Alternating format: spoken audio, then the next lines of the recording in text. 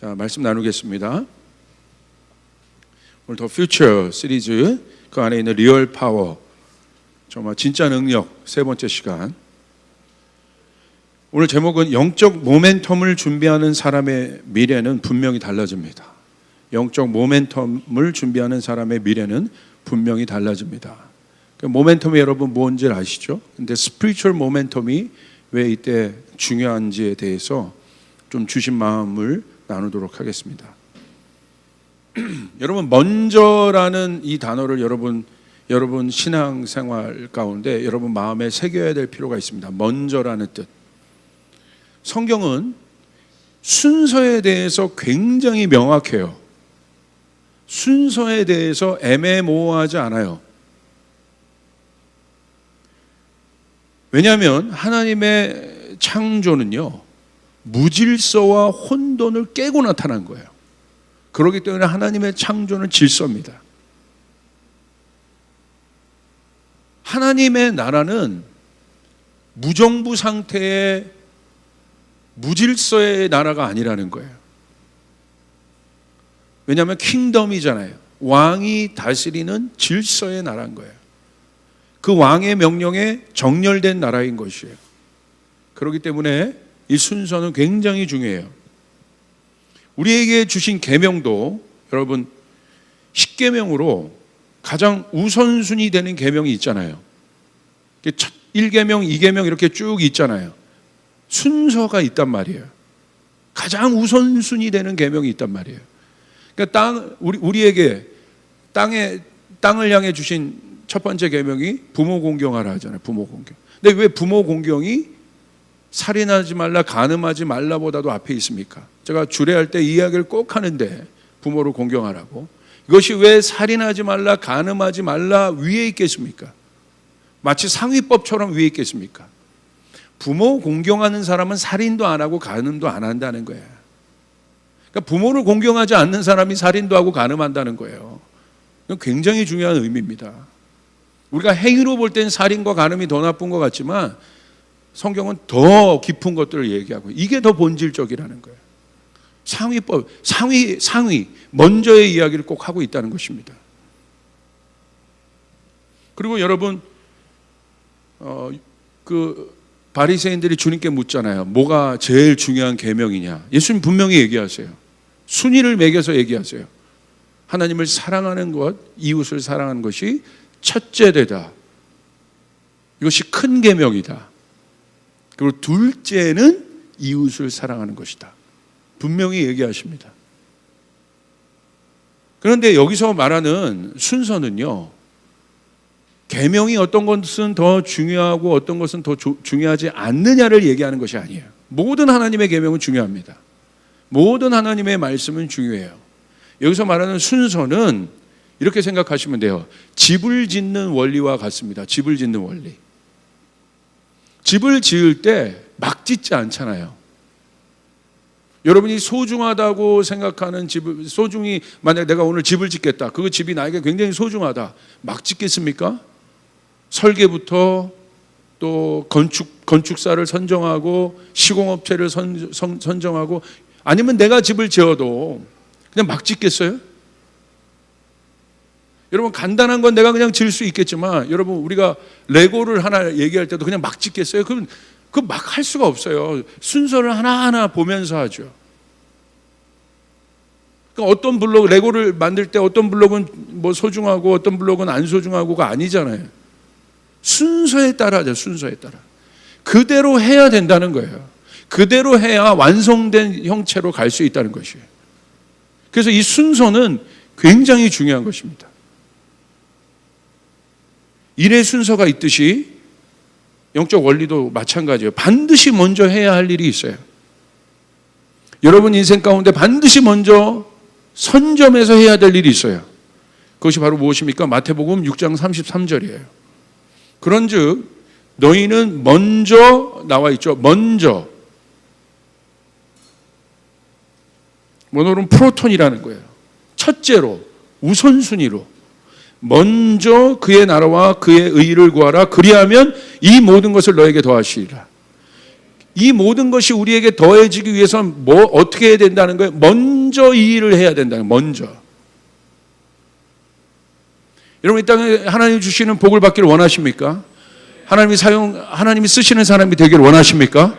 그런 교회가 되기를 원하십니까? 그럼 뭐예요? 먼저라고 해서 먼저. 그냥 심심해서 강조하게 쓴 것이 아니에요. 이대로 해야 된다는 거예요. 로마서 1장 16절 보십시오. 바울의 사역의 원리가 나와 있어요. 사역의 철학이 나와 있습니다. 그냥 한 게 아니에요. 사도행전 보십시오. 바울이 어떻게 했습니까? 항상 회당에 먼저 들어가서 유대인들에게 먼저 복음을 전했어요. 항상 그랬어요. 복음을 받지 않을지언정 항상 그렇게 했어요. 그냥 움직인 것이 아니에요. 원리를 가지고 움직였습니다. 로마서 1장 16절에 이렇게 기록되어 있어요. 내가 복음을 부끄러워하지 않으니 이 복음은 모든 믿는 자에게 구원을 주시는 하나님의 능력이 됨이라. 먼저는 유대인에게요, 그리고 헬라인에게로다. 여러분은 어떤 먼저가 정렬되어 있습니까? 여러분의 삶에, 한국교회는, 우리 가정은, 우리 일터는 어떤 먼저가 정렬되어 있습니까? 우리 사역은, 여러분의 결혼관에는 어떤 먼저가 여러분 정렬되어 있습니까? 이건 실제적인 것이죠. 여러분의 성공관에는 어떤 먼저가 정렬되어 있습니까? 여러분의 관계 안에는 어떤 먼저가 정렬되어 있습니까? 그것이 없다고 한다면 여러분 지금 잘못 가고 있는 거예요. 반드시 무너져요. 순서기 때문에. 가장 중요한 기반이에요. 그 기반 위에 세워지는 것이기 때문에. 그 먼저는 안정된 터와 같습니다. 그러니까 결국 우리 인생은, 우리 일부 예배 때도 우리 부모님 세대 분에게 얘기했는데, 결국 인생은 그건 거 아니겠어요? 마지막에 내가 뭘 세워놨냐는 거예요. 그 사람이 마지막 죽기 전에 세워놓은 것을 보고 그 사람을 아는 거잖아요. 썩을 것을 세워놨나, 썩지 아니할 것을 세워놨나. 이건 우리에게는 감이 없어요, 아직 청년들은. 그러나 적어도 50을 넘어가고 60을 넘어가고 이제 70을 넘어간 분들에게 이런 이야기는 너무 실제적인 것이에요. 뭐 했지? 내가 뭘 세웠지? 결혼 생활 한 10년 차 지낸 분들은 이제 가정을 돌아보면서 이제 돌아보아지는 거예요. 우리 가정을 통해서 내가 뭘 세운 거지? 우리 조이풀도요. 지금 12년 차인데 이 12년 차에 조이풀은 뭘 세운 거지? 이건 굉장히 중요한 질문입니다. 하나님이 쓰시는 사람, 하나님이 쓰시는 단체, 하나님이 쓰시는 공동체, 교회의 공통된 특징은 뭔지 아십니까? 성격이 성품이 좋았고 성격이 더 안 좋았고 그런 차원은 아니에요, 그건. 공통된 특징은 먼저가 정렬되어 있는 거예요. 여러분, 여러 인물들을 한번 보겠습니다. 노아의 인물 한번 볼까요? 노아. 새하늘과 새 땅으로 인도함을 받습니다. 인도함을 받고 가장 먼저 한 일은 무엇입니까? 노아가. 여러분은 만약에 노아의 방주에서 나왔어요. 똑같이. 그리고 새하늘과 새 땅으로 인도함을 받았습니다. 가장 먼저 뭐 하시겠어요? 이야, 새하늘과 새 땅이다. 드디어 옮겼네? 뭐 하시겠어요, 여러분 거기서? 오늘 나와 있는 거예요, 성경에. 노아가 한 건 뭐예요? 단을 쌓아 하나님을 예배했습니다. 먼저 한 것이 있다는 거예요. 모세 보십시오. 이스라엘 백성들과 광야를 지나며 광야를 통과하는 과정에서 그가 옮겨질 때마다 그가 우선순위로 한 것은 무엇입니까? 장막을 지은 거예요. 하나님의 임재가 임할 장막. 그것을 중심으로 구름 기둥과 불 기둥이 움직이기 시작했어요. 그 중심으로 살았다는 거예요, 그들이.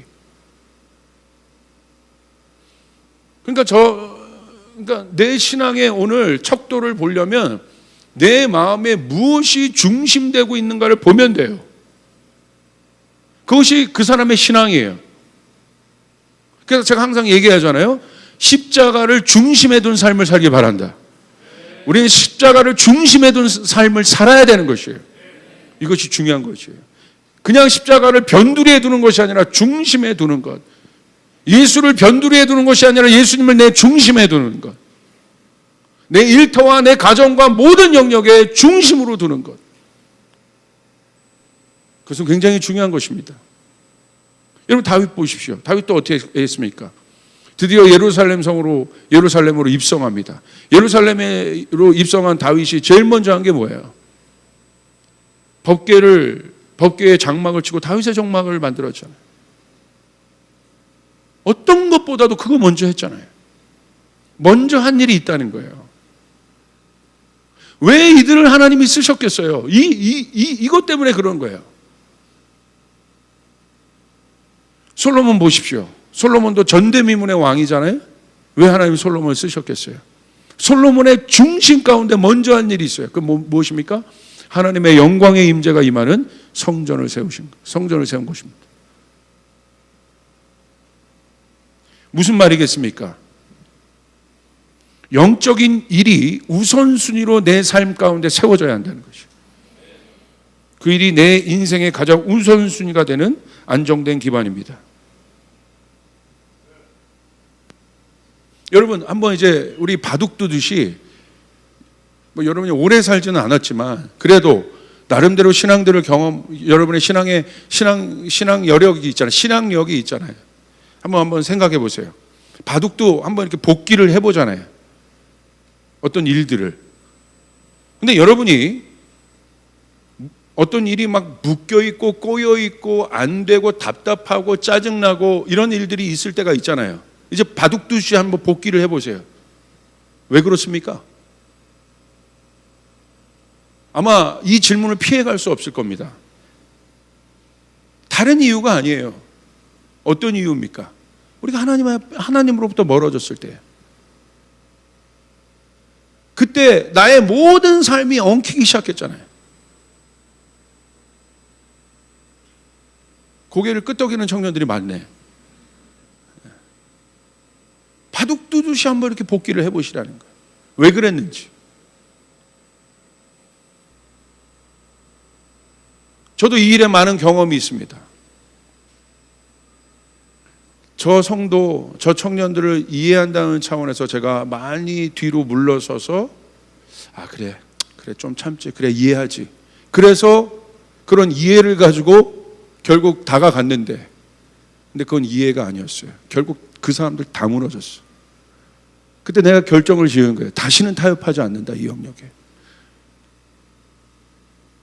이건 내가 봐준 거지. 내 마음은 그런 마음이 있어요. 이해하고 싶고, 좋은 말 더 해주고 싶고, 나쁜 말 안 하고 싶고.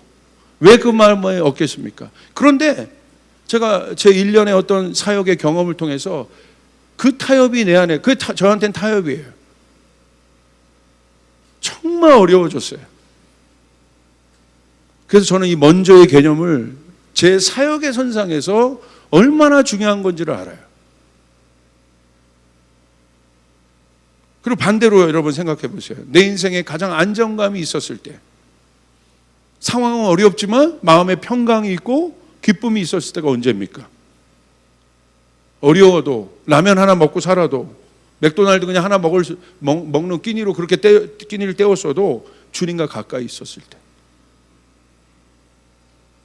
여러분 그때 행복하지 않았나요? 그렇지 않습니까? 제 말이 동의되시면 아멘 합시다. 동의 안 되시면 아멘 안 하셔도 돼요. 근데 하시면 좋아요.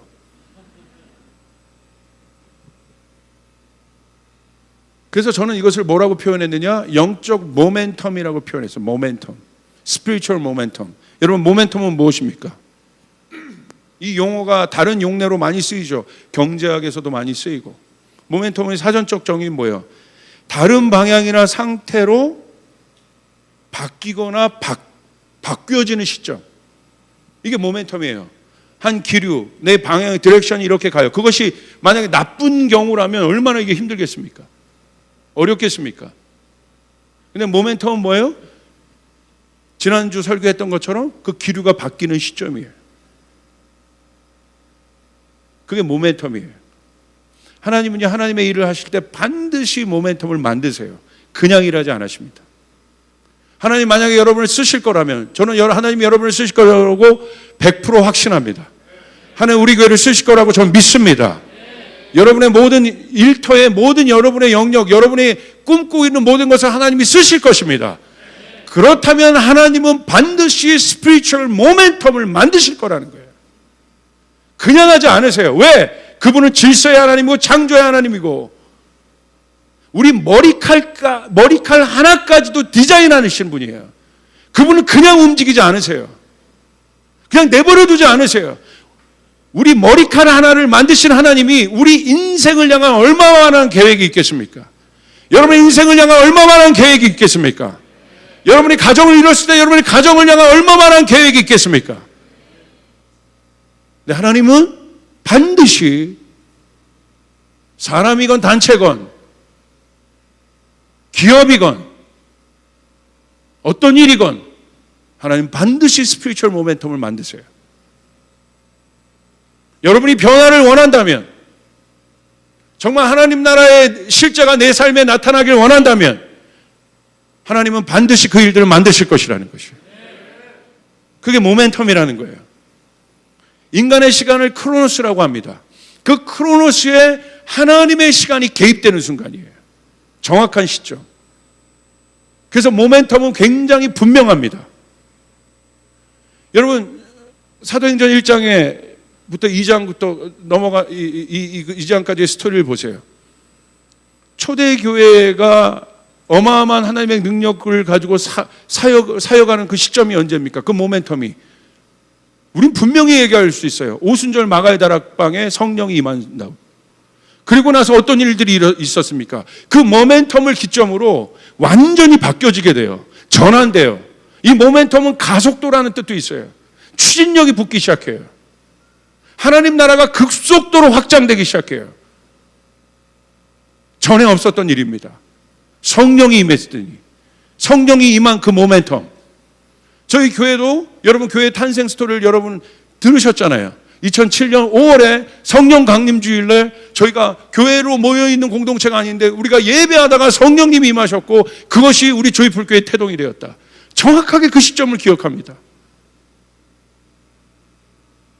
그리고 어떤 일이 있었습니까? 베드로가 설교할 때마다 5,000명이 주님 앞에 돌아오는 여러분 하나님 나라의 역사가 일어나기 시작하고, 여러분 어떤 일이 일어났을까? 사도행전 3장으로 넘어가시면 성전 미문에 있었던 안진뱅이가 고쳐지는, 예수님에게 일어났던 일들이 드디어 사도들에게도 일어나는, 그 일들이 그들에게도 일어나는, 여러분 그 계기가 되었다는 사실이에요. 정확하게 모멘텀이 있어요. 그러므로 우리는 이 모멘텀을 만들어야 돼요.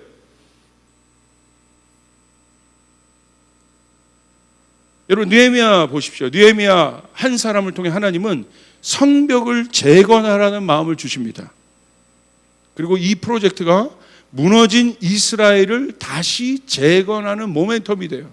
그냥 단순히 눈에 보이는 성벽 재건 프로젝트가 아니라 이스라엘 안에 하나님을 향한 열망이 일어나고 부흥이 일어나는 그 모멘텀이 이 사건을 통해서 일어납니다.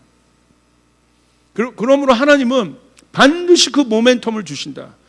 어떤 시대를 새롭게 여시기 전에, 내 인생에 새로운 어떤 것들을 여시기 전에 여러분이 먼저 만들어야 될 것은 정말 하나님 내 인생 가운데 돌파를 주시옵소서, 내 인생 가운데 변화를 주시옵소서. 그 갈망을 한다면 여러분이 먼저 집중해야 될 건 뭐냐? 스피리추얼 모멘텀을 만들어야 된다는 것이에요. 하나님이 개입할 수 있도록, 하나님이 임재할 수 있도록, 하나님이 역사하실 수 있도록 반드시 그 모멘텀을 만들어야 돼요. 저희 교회는 열방을 변화시킬 모멘텀을 만들길 바랍니다. 하나님 우리 교회 가운데 그 비전을 주시옵소서. 마지막 하나님의 복음이 땅끝까지 전해지는 일 가운데 우리 교회를 사용하여 주시옵소서. 그러려면 스피리추얼 모멘텀이 있어야 된다는 것이죠. 여러분 힐송 스토리 아시죠?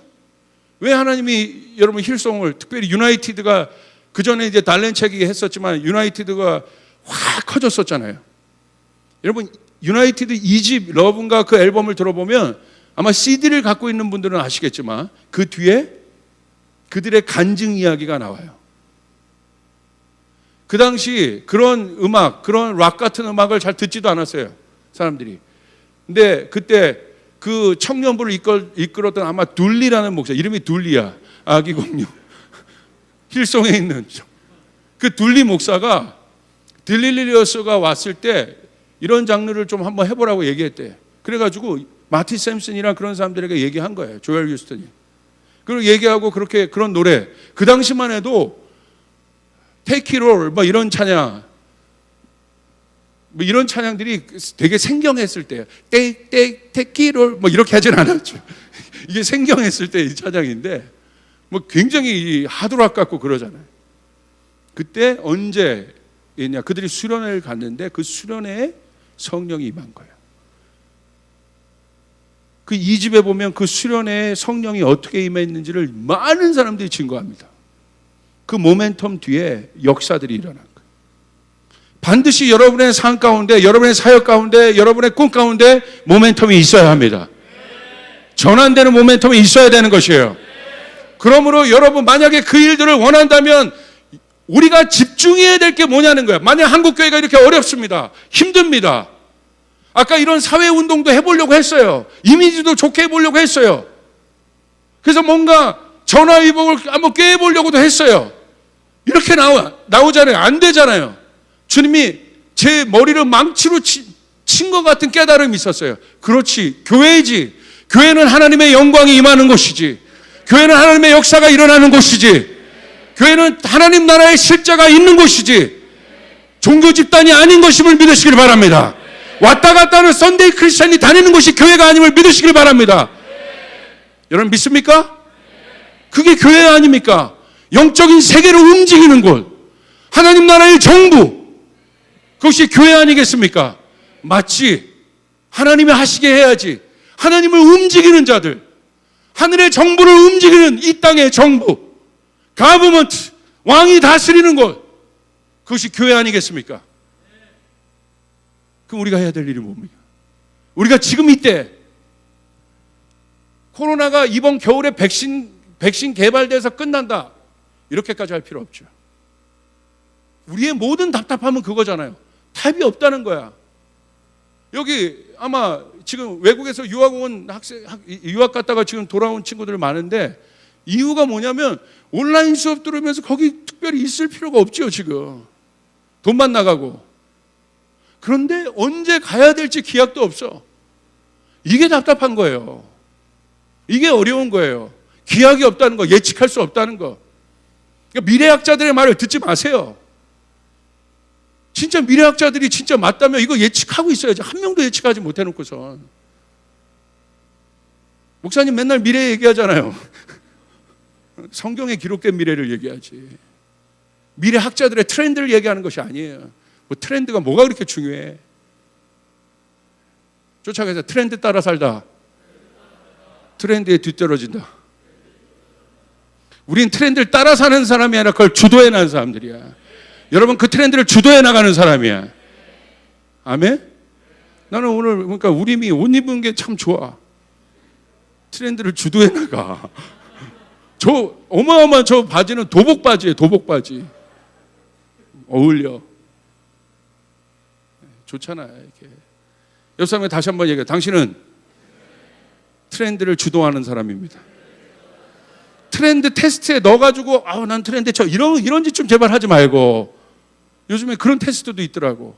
트렌드 테스트에서 50몇 점 나오면 난 트렌드에 참나, 이렇게 순진한 게 이 시대의 청년들이야. 당신이 트렌드요. 따라하지 말고, 따라 살지 말고. 제가 이거 지금 낀 안경 오늘 풀텍 끼고 싶어 낀 거예요. 10년 넘은 거야. 뭐 그렇다는 얘기예요. 할렐루야. 뭐 하다가 여기까지 왔어요. 이게 중요하다. 우리가 만들 게 뭔지 지금 분별해서, 우리가 교회가 하나님 나라의 사람들이 만들 기류가 뭡니까? 영적인 기류를 만들어야 돼요. 할렐루야. 우리 하나님이 다시 일하실 수 있는 스피리추얼 모멘텀을 만들어야 된다. 딴 게 아니라 지금 우선순위로 만들어야 될 것은 스피리추얼 모멘텀이다. 여러분의 자신이 변화되길 원하십니까? 스피리추얼 모멘텀을 만드시길 바랍니다. 제가 어떤 한 청년을 강력하게 제자 훈련을 한 3개월 했어요. 근데 일부 예배 때 놀라운 일이 일어났어요. 그 청년이 후배 하나를 데리고 왔는데 믿지 않는 후배야. 그래서 끝나고 와서 저를 만났어요. 만났는데 뭐라고 하는지 아세요? 제가 그 스피리추얼 모멘텀을 만들어 준 거죠. 아주 하드 트레이닝 하면서 정말 세게 했습니다. 모든 SNS 다 끊게 하고 정말 하드 트레이닝 했어요. 날마다 정오 기도회 때 들었던 메시지 저한테 맨날 독후감으로 보내야 돼요. 안 보낸다면 제가 안 보내면 밀리면 제가 그거 끊어버려요. 그 정도로 했는데 어떤 일이 있었냐면 그 후배가 자진해서 따라왔어요. 그렇게 교회 가자고 해도 안 갔는데 저 언니는 가짜야. 근데 왜 따라왔냐? 진짜 언니가 변했다는 거야. 그래가지고 어저께 집에서 성경을 줬대. 읽으라고. 어떤 성경이냐면 어린이 성경 두란노에서 나온 거 있죠. 그 구약을 다 읽었대 어저께. 그리고 오늘 왔어요. 목사님, 제가 여기 나온 이유는 하나입니다. 근데 목사님 좀 무서웠어요. 왜? 일부 예배 때 우리 끝나고 기도할 때 막 성령이 임했거든요. 어머니들 막 울면서 기도하니까 너무 무서워요. 왜 이렇게 우는지 모르겠어요. 그런데 분명한 건 저 언니가 변해서 온 겁니다. 여러분, 실제적인 모멘텀, 영적인 것을 먼저 세우면 변화가 일어납니다. 믿으셔야 돼요.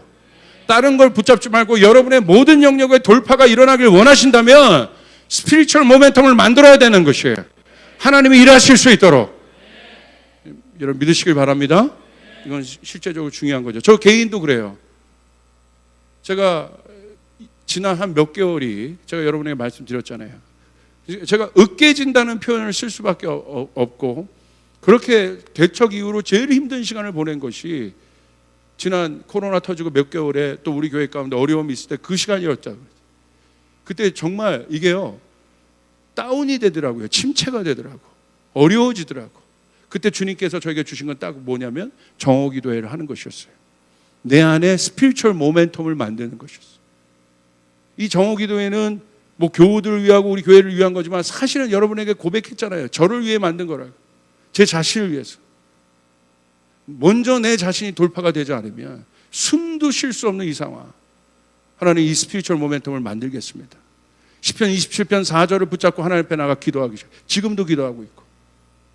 그런데 놀라운 일들이 일어나요. 하나님 역사하기 시작합니다. 하나님 바꿔내기 시작하십니다. 하나님 일하는 것들이 눈에 보여지기 시작합니다. 아멘. 반드시 그 스피리추얼 모멘텀을 먼저 만들어야 되는 우리가 해야 될 일은 그것이 중요한 것을 더 깨달았습니다. 여러분 탕자의 비유 보십시오. 탕자의 모멘텀은 뭡니까? 누가복음 15장 20절 이에 일어나서 아버지께로 돌아가니라 아직도 거리가 먼데 아버지가 그를 보고 치근히 여겨 달려가 목을 안고 입을 맞추니 여러분 탕자가 이 전 말씀이 어떤 상황인지 아시죠? 공황장애, 우울증, 참소함, 정체성 깨지는 것, 여러분 가난, 뭐 다 탕자예요. 이게 탕자. 그게 탕자의 상황이에요. 답이 없어요. 근데 어떤 일이 일어납니까? 탕자가 모멘텀을 만들어요. 아버지께로 돌아가야겠다. 그 순간 어떤 일이 일어납니까? 모멘텀을 만들고 돌이키는 그 순간 여러분 탕자에게 회복이 일어나는데 그 회복이 그냥 일어난 것이 아니라 강력하게 일어납니다. 옷을 입혀주시고 가락지를 껴주시고 잔치를 베풀어 주시고 그것이 한 번에 일어나기 시작해요. 탕자의 인생 가운데 사실 그 사건은 부흥입니다. 여러분 이런 일들이 한국교회 가운데 일어나야 합니다. 아버지에게로 갈 수 있는 모멘텀을 만들어야 된다는 거예요. 사람이 아니라 아버지께로 갈 수 있는 하나님의 역사할 수 있는 모멘텀. 저는 이 사실을 믿습니다. 우리가 먼저 만들어야 될 영적 모멘텀. 그러므로 이 모멘텀을 반드시 우리는 만들어야 돼요. 그것이 이 코로나 이후가 아니라 그냥 이 순간에 저는 오히려 이 순간이 기회라고 보는데 저는 믿습니다. 다시 한번 한국 땅 가운데 그리스도의 계절이 올 것입니다. 부흥이 올 것입니다. 믿습니까? 올 것입니다. 옵니다. 여러분, 마지막 우리는 선교의 이 사명을 완수해야 돼요. 하나님 올까 다시 한번 캠퍼스 가운데 부흥을 주실 것이에요. 젊은이들 가운데 부흥을 주실 거예요. 그런데 보세요, 우리나라에도 하나님이 그 일들을 쓰실 때마다 모멘텀을 주셨어요. 여러분, 1907년에 이 영적 대부흥을 여러분 아시죠? 여러분, 한국 학중앙연구원에서 만든 이 스토리가 그 당시에 있었던 이 역사 기록이 있습니다. 그냥 일반 한국학중앙연구원이라는 곳에서 만든 곳이에요. 그 당시에 이 부흥을 어떻게 정의했냐, 이렇게 썼어요. 여러분, 1907년 이 엄청난 영적 대부흥이 평양에 있었잖아요. 이렇게 기록했어요. 1903년 여름 여자 선교사들이 중심으로 된 원산의 조그만 성경 공부 모임에서 시작되었다. 이 모임의 강사는 하디였는데 그는 당시 한국교회의 영적 상태에 대해서 걱정하고 있었다. 하지만 성경 공부를 인도하는 가운데 하디는 오히려 하나님이 원하는 것은 한국인들의 각성이 아니라 자신의 각성이라는 것을 깨달았다. 그래서 한국인들 신자들 앞에서 자신의 잘못을 자백했다. 이것이 도화선이 되어 한국 신자들도 자신의 잘못을 자백했다. 동년 10월 미국의 유명한 부흥사 프란손이 원산을 방문하여 집회를 열었고 하디에게 대중적인 부흥회를 인도하는 법을 알려주었다. 그 후 하디는 1903년부터 1904년 말까지 송도, 서울, 제물포, 평양까지 집회를 인도했다. 아직 1907년이 간 게 아닙니다. 그 1907년의 모멘텀, 그 모멘텀의 순간을 이루기까지 하나님이 하디에게 마음을 주시고 작은 성경 공부 가운데 회개 운동을 일으키셨고 계속 하나님이 뭔가를 하고 계시잖아요. 자, 보세요. 1907년 드디어 1월 장대현 교회에서 열린 연합사경에서 놀라운 부흥의 역사가 일어났다. 이 부흥회는 길선주의 회개로 촉발되었으며 신자들의 참여와 자백으로 이어졌다. 이어 길선주는 전국으로 순회하는 부흥사가 되었다. 1907년 대부흥운동의 특징은 첫째, 성경을 공부하는 사경회 가운데 일어났으며, 둘째, 성령의 임재와 함께 철저히 회개가 뒤따랐고, 셋째, 처음에는 선교사가 주도했으나 나중에는 한국인이 주도했으며, 넷째, 이 부흥회의 결과로 한국교회의 뜻깊은 도덕적 갱신이 일어났다. 그리고 어떤 일이 일어났을까? 왜 이 부흥이 여러분 의미가 있느냐? 이 1907년 대부흥 운동은 그 전에는 한국의 기독교 신앙이 뿌리 내리게 되는 중요한 역할을 했는데, 왜냐하면 과거에는 정치, 사회적인 이유에서 교회를 찾았던 사람들이 이제는 영적인 체험과 함께 새로운 신앙의 단계로 올라가는 계기가 이 일 때문에 있었다. 그 전에는 정치적, 경제적 어떤 이유 때문에 찾았는데 이 모멘텀을 계기로 사람들이 영적 체험을 하기 시작하고 이것이 다음 단계로 나가는 계기가 되었다. 이것이 한반도 온 영역을 덮었습니다. 그리고 이 운동이 결국 어디로 이어집니까? 1910년 한일 병합 이후 한국교회가 일제에 대항할 수 있는 체계를 갖는데 중요한 역할을 했다고 역사는 기록하고 있고요. 길선주를 비롯한 대부흥 운동에 참여했던 사람들은 이후 3.1 운동에도 가담했다. 여러분, 3.1 운동은 일제 저항 운동에 얼마나 중요한 모멘텀입니까? 하나님은 모멘텀을 만드시는 거예요. 여러분의 인생 가운데도 하나님은 모멘텀을 만드세요. 반드시 만들어야 되는 것이에요. 지금 아무것도 할 수 있는 것이 없잖아요. 교회가 사회운동하는 것이 아니잖아요. 우리가 만들어야 될 모멘텀이 뭐예요? 사회운동의 모멘텀이 아니라 영적인 모멘텀을 만들어야 되는 것이에요. 이것이 중요한 것입니다. 여러분, 1973년에 어떤 일이 일어났습니까? 제가 73년생이에요. 근데 아까 일부 예배 때도 그 집회를, 빌리그레암 집회를 보여줬는데 한번 보여주세요. 100만 명이 넘는 신도가 모여 있었어요. 일부 예배 때 제가 부모 세대에게 물어봤더니 여기 참가하신 분들 뜸뜸이 몇 분 계시더라고요. 이분들은 얼마나 감격했겠어요. 이 집회를 계기로 선교단체들이 엄청나게 일어나기 시작했어요. 선교하는 교회의 발판이 된 게 이 집회입니다. 모멘텀이에요. 하나님, 인간이 모이게 한들 이렇게 모일 수 있겠습니까? 이게 100만 명 모인 거예요. 뭐 저기 시청학 감장에 어디에 100만, 거짓말, 그거 말도 안 돼. 이게 100만, 여의도 광장 아무것도 없을 때 모인 게 이게 100만 명이에요. 또 저는 명백히 기억나는 시대가 있는데 1990년대예요. 그때 제가 생각할 때 이건 부흥입니다. 경배와 찬양 운동이 일어날 때 제가 그때 고등학교였는데 예배 그 학교 끝나면 목요 모임 가느라고 교회 동네 교회 우리 이 청소년들 데리고 제가 학생 회장이었어요. 오, 날마다 목요 집회 갔었어요. 거기 가가지고 기뻐하며 승리의 노래 부르리 주들의 뜻이시네. 그럼 일어나가지고 박수 치는 그 맛 때문에 탁탁탁탁탁탁 그거 하려고. 그래서 여러분 그때 주경기장에서 3일 동안 제가 말씀드렸죠, 여러분에게. 찬양과 경배로 7만 명, 8만 명이 3일간을 모이고 신촌 일대 다 장악해서 거리까지 나와서 연대에서 집회했고 대학로에서 집회했고 엄청난 예배 운동이 일어나게 됐다. 그때 제가 한번 영상도 한번 이거 준비를 해봤어요.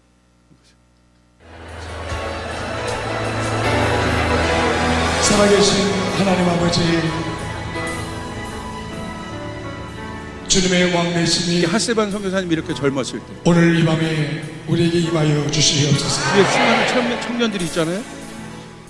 주님의 높고 위대하심이 오늘 각 사람 한 사람 한 사람에게 임하여 주시옵소서. 살아계신 하나님 앞에 우리의 마음을 뒤로 좀 넘겨봐 주세요. 드리게 하여 주시옵소서. 이게 어떤 수련회에서 일어난 일이 아니에요. 매주 목요일마다 이랬어요.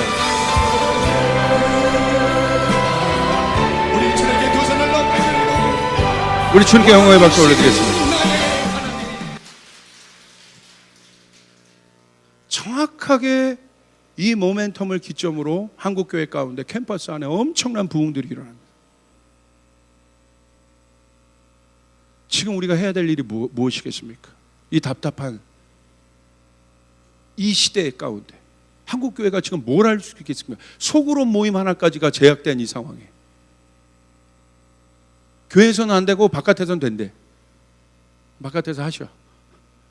아니야 하면 안 돼. 이거 말 나갔다가 또 큰일 나요. 이런 상황에 우리는 어떤 모멘텀을 지금 만들려고 하고 있습니까? 저는 이 모멘텀을 다시 만들어야지. 우리 하나님의 우리 하나님께서 보내주신 부흥의 파도가 한국교회를 뒤덮을 것임을 확신합니다. 다시 한번 캠퍼스 가운데 그 일들이 일어남을 확신합니다. 우리 조이풀교회는 이 일에 부르심을 입받은 거예요. 스피리추얼 모멘텀을 만들어라. 여러분 한 사람 한 사람이 그래서 중요한 거예요. 그래서 우리가 선두에 서 있는 거예요. 선두주자의 사명이 있는 것이에요. 그래서 저항이 있어요. 당연히 많은 어려움이 있어요. 왜? 해병대의 콜링이 있기 때문에, 전투적인 교회로 나가야 되기 때문에, 수많은 영적인 경관진들을 무너뜨리며 나가야 하기 때문에 그게 조이풀이에요. 우리는 어떤 진지, 어떤 모멘텀을 만들어야겠습니까? 제 안에 그것을 향한 불탐이 일어나고 있어요. 근데 여러분 보시니까 인스타에서도 요즘에 성경 필사 운동이 일어나고 있고, 그래서 서로 누구에게 뭐 이게 전가하더라고요. 근데 그걸 막 엄청난 부담감을 받고 나한테는 쓰지 마라, 나한테 오지 마라 막 이러면서도 그걸 올리면서 자기가 했던 거 뭐 많이 쓴 것도 아니야. 한 몇 장 쓰고 올려놓고 뿌듯해하고 있어요. 이렇게 많이 그래도 저희 교회도 지금 막 필사하시는 분들이 있는데, 그리고 성경 읽기 운동들. 감사한 것은 영적 모멘텀을 만드는 일들이 있다는 거예요. 딴 게 아니라. 여러분 그 영적 모멘텀을 만들어야 합니다. 왜 우리가 그 모멘텀을 만들어야 되느냐? 딱 하나입니다. 실제적으로 재정, 관계, 질병, 가정의 어려움, 사업 문제, 일의 문제, 취업 문제, 많은 어려움들이 산계하고 있잖아요. 지금 얼마나 많은 여러분 대한민국에 있는 백성들이, 우리 국민들이 어려워하고 있습니까? 진짜 어려워하고 있어요. 오죽 답답하면 30대에서 일어나고 있는 운동이 영끌이라고 하잖아요. 영끌. 영혼을 끌어모아 아파트를 사야 된다. 이게 지금 우리 30대의 키워드예요. 얼마나 마음이 아픈 거예요. 영혼을 끌어모아 대출받아 아파트를 사야 되는 것이 이 시대의 30대가 미래를 바라보는 보장이에요. 무슨 소망을 둘 수 있겠습니까? 이런 시대에 우리 믿는 자들이, 우리 성도들이, 교회가 어떤 돌파를 가져와야겠습니까?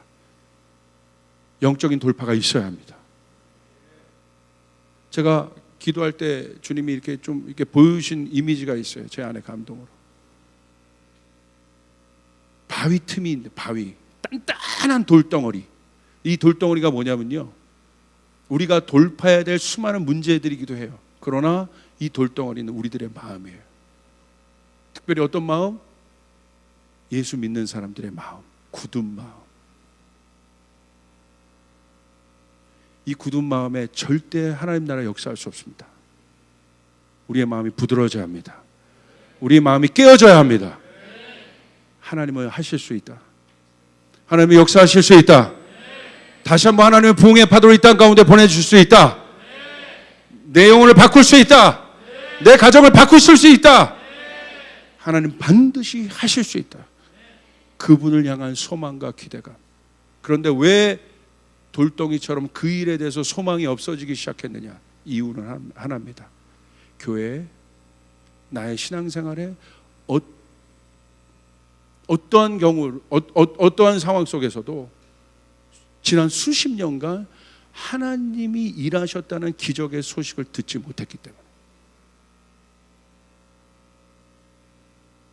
예전에는 그것이 일상처럼 들려오던 이야기였는데, 성경 공부 모임은 많고 뭔가는 많고 훈련도 많으나 그 안에 어디에서도 오늘 이거는 인간이 한 것이 아니네, 하나님밖에 할 수 없네 라는 그 어마어마한 증거들을 본 적도 없고 들어본 적도 없기 때문에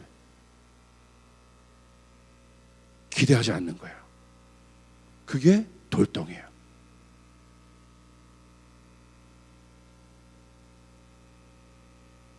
오늘 그 일이 일어나길 바랍니다. 하나님은 하십니다. 하나님 역사하십니다. 요한계시록 19장 10절에 보십시오. 내가 그 발 앞에 엎드려 경배하려 하니 그가 나에게 말하기를 나는 너와 및 예수의 증언을 받은 내 형제들과 같이 된 종이니 삼가 그리하지 말고 오직 하나님께 경배하라. 예수의 증언은 예언의 영이다. 우리에게 오늘 필요한 것은 딴 것이 아니라, 영어로 보시면 For the testimony of Jesus is the spirit of prophecy. Testimony of Jesus. 예수의 실제적인 증거를 가진 자들.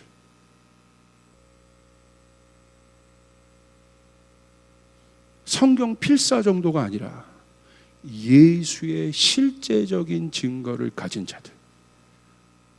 여러분에게 예수의 실제적인 증거가 무엇입니까? 목사님, 저 예수님 알고요, 십자가도 믿고요. 그런데 그것이 여러분에게 어떤 증거로 보여줄 수 있겠습니까? 사도들에겐 그게 나타났어요. 보통 사람이 아니구나. 저 사람들에게 하나님의 영이 있구나. 문자가 아닙니다. 실제 귀신이 떠나고 치유되고 회복되고 인간이 할 수 없는 일이다. 제가 기대하는 건 하나입니다. 아까 심웅보 전사님이 나와서 선포하신 것처럼 불임이었던 한나, 오히려 그 불임의 상황이 너무 놀라운 계시였어요. 인사이트였어요. 잠깐 나눴는데도 맞다. 오히려 초자연적인 하나님의 증거를 구하는 그 시간이 되었다. 오늘 한국교회는 이게 필요합니다. 말로만 하나님이 살아계신 거 말고 진짜 하나님이 살아계시는구나. 믿지 않았던 사람들 안에 있었던 인간의 의술로 기술로 해결할 수 없는 수많은 문제들, 그런데 예수 믿는 자들이, 예수 믿는 우리들이 기도할 때 삭개오가 변하기 시작하고, 아멘, 혈루병 여인이 고쳐지기 시작하고, 눈먼 자가 눈을 뜨기 시작하고, 하나님의 역사가 실제로 그 기적이 일어날 수밖에 없는. 그래서 우리의 생각, 혼의 생각, 굳어져 있던 이 모든 것을 그냥 깨버릴 수 있는 오늘 그 일들이 일어나길 바랍니다. 여러분의 손에서 일어나게 될 것이, 갈망하는 자에게 일어나게 될 것이고, 우리 교회에 일어나게 될 것입니다. 왜냐하면 이 일이 일어나야 되는 것이 일어나야 되는 이유가 아버지가 고통당하는 자녀들을 볼 수가 없어요. 아버지는 고통당하는 자녀의 문제를 해결하길 원하십니다. 치유하길 원하십니다. 회복을 주시길 원하십니다. 채워주길 원하십니다. 그것이 아버지의 마음인 거예요. 그러므로 우리는 기도해야 되는 거예요. 하나님 이 능력을 주시옵소서. 나에게 이 능력을 주시옵소서. 하나님 나라의 실제를 주시옵소서. 여러분을 욕하는 원수가 있어요. 여러분을 어렵게, 이건 몰라도 안 돼. 근데 그 욕하는 원수가, 여러분을 어렵게 하는 원수가 자녀가 아팠어요. 근데 여러분 예수를 믿는다는 걸 알고 우연히 그래도 용기를 내서 한번 제가 기도해 드릴까요? 하고 기도해 줬어요. 근데 났어. 어떤 일이 일어나겠어요? 답은 여러분에게 맡겨요. 어떤 일이 일어나겠어요? 그 원수와의 관계에서. 여러분, 교회는 이 능력을 회복해야 돼요. 우리 사역에 이 능력이 회복돼야 돼요. 우리의 시스템으로, 우리의 노력과 우리의 조직으로, 우리의 능력으로 가는 사역이 아니라 하나님 일하여 주시옵소서. 경제적으로 어려운 사람들에게 우리가 기도하고 교회가 기도해서 깨어나고 하나님이 일할 수 있는 영적 모멘텀을 만들 때 어떤 일이 일어납니까? 우리가 가지고 있는 건 오병이어밖에 안 되지만 그 오병이어로 5,000명을 먹이는 역사가 일어나면 결국 여러분, 예수의 증거가 뭘 만든다고 돼 있어요? 예언하는 영을 만든대. 그 예언은 무엇입니까? 소망이에요. 오늘 만약에 그런 일들이 일어난다면, 그런데 내가 어려운 일이 있었다고 보세요. 그것이 질병이건 어떤 일이건. 그런데 하나님께서 나를 그렇게 고치셨고 나를 치유하셨고 나를 그렇게 채우시고 회복하셨다면, 내가 그 영적 모멘텀을 만들어서 근데 그 이야기를 들었다면, 그 증거를 들었다면 사람들 안에 같은 영역에 있는 사람, 같은 어려움 가운데 있는 사람들에게 어떤 마음이 들겠어요? 이게 예언의 영이에요.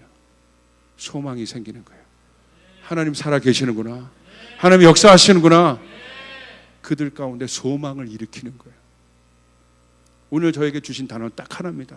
아까 일부 예배하는데 돌덩이를 보이셨는데 그 돌덩이는 딴 게 아니라 하나님을 기대하지 않는 우리의 굳은 마음입니다. 이 돌이 깨져야 합니다. 하나님은 하실 수 있습니다. 이집트에 우리 찬양을 불렀던 것처럼 하나님 하실 수 있어요. 제가 한 영상을 우리 교회에서 정말 크고 작은 일들이 정말 지금 많이 일어나고 있는데, 이 영상을 좀 이렇게 이걸 좀 기록해야겠다. 많은 일들 또 마음을 주시면 여러 사람들도 할 건데, 그래도 이 두 분은 꼭 기억해야겠다, 기록해야겠다라는 마음을 갖고 좀 기록한 영상이 있는데 좀 나누겠습니다. 네, 안녕하세요. 저는 조이풀교회 신혼부부반 김미나 자매라고 합니다. 안녕하세요. 에스더 장년 2부 우명주 집사입니다. 저는 청년 2부의 임소연 딸을 둔 엄마입니다. 저는 현재 유학 및 교육 컨설팅 회사를 운영하고 있습니다. 네, 최근에 저는 조금 좋지 않은 일을 겪었었는데요. 저희 아빠께서 조금 큰 사고를 겪으셨습니다. 주차를 하시고 차 뒤에 있는 한 1.5m 정도 되는 턱에서 낙상을 하셔서 이제 머리로 떨어지셨고, 목뼈가 부러지고 척수가 손상이 와서 지금 전신마비 상태로 중환자실에 누워 계신 상태로 계십니다. 저는 2018년도에 큰딸이 2월에 결혼을 하고 10월 달에 사위가 뇌종양 판정을 받았었습니다. 그리고 그 와중에 방사선 치료를 하고, 그리고 회복 중에 있던 사위가 다시 재발하는 사태가 벌어졌습니다. 처음에 응급실을 가고 또 다른 병원 중환자실로 옮겨갔을 때 2번에 걸쳐서 CT와 MRI를 찍었었는데요. 거기 계신 모든 의사분들께서 이 환자는 목뼈가 부러졌고 심각하게 척수에 손상이 왔고 척추 동맥이 한쪽이 막혀서 너무 위중한 상태이고 앞으로 어떻게 될지 모르겠다라는 판단을 내렸었습니다.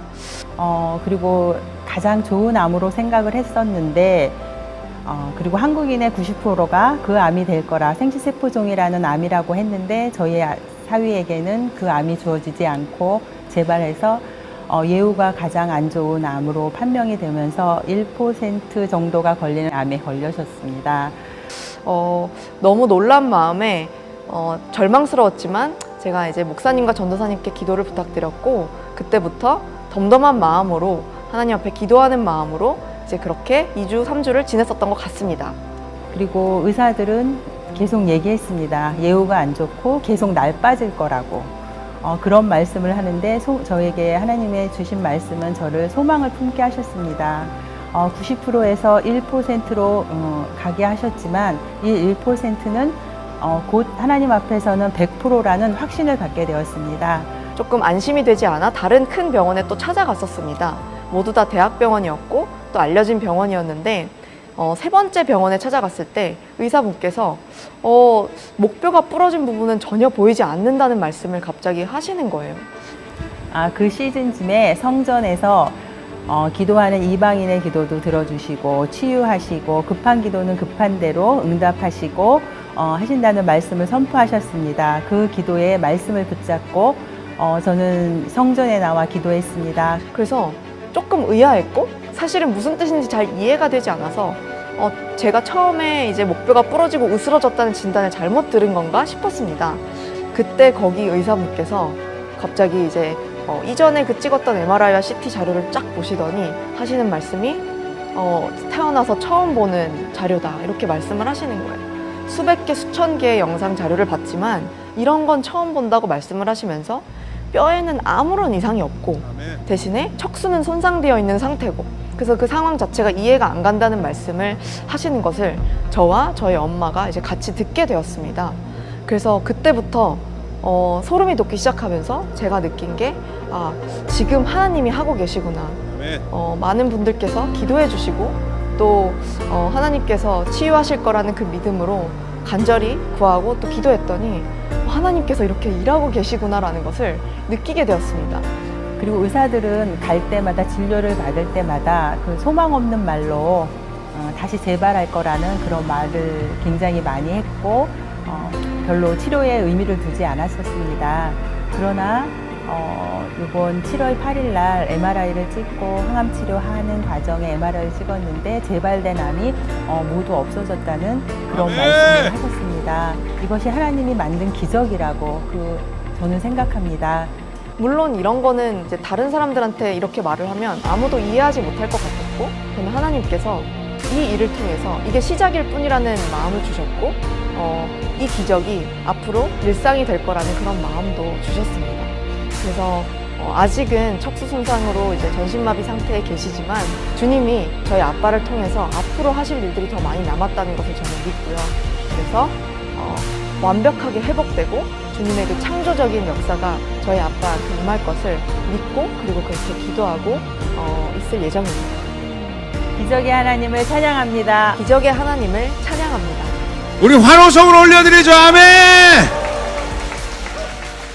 우리 자리에서 일어나겠습니다.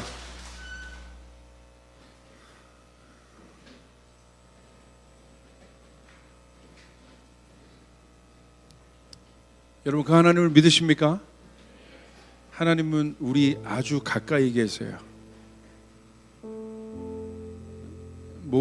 모든 예배 가운데 또 한국교회 가운데 참 어려운 시간들을 통과하고 있지만 아마 그것도 한국교회뿐만 아니라 한국 자체가 전 세계가 저는 믿어요. 그 어떤 때보다도 하나님이 가까이 계십니다. 이제 그분이 일하실 수 있도록 우리가 우리의 믿음으로 그 영적 모멘텀을 만들 그리고 이 일들이 오늘 우리 안에 실제가 되길 바랍니다. 우리 안에 그 소망이 일어나야 돼요. 하나님은 일하실 수 있다. 하나님 오늘 살아계신다. 오늘 이 영상을 통해서도 하나님은 일하실 수 있다. 오늘 그 기적이 필요합니다. 우리는 그 기적이 필요합니다. 그리고 그 기적이 일어나야 합니다. 오늘 여러분을 통해서 하나님이 그 기적을 일으키길 원하시고 치유하길 원하시고 하나님 나라의 실제가 여러분 가운데 우리 사랑하는 청년들 가운데 나타날 것이라고 저는 100% 확신합니다.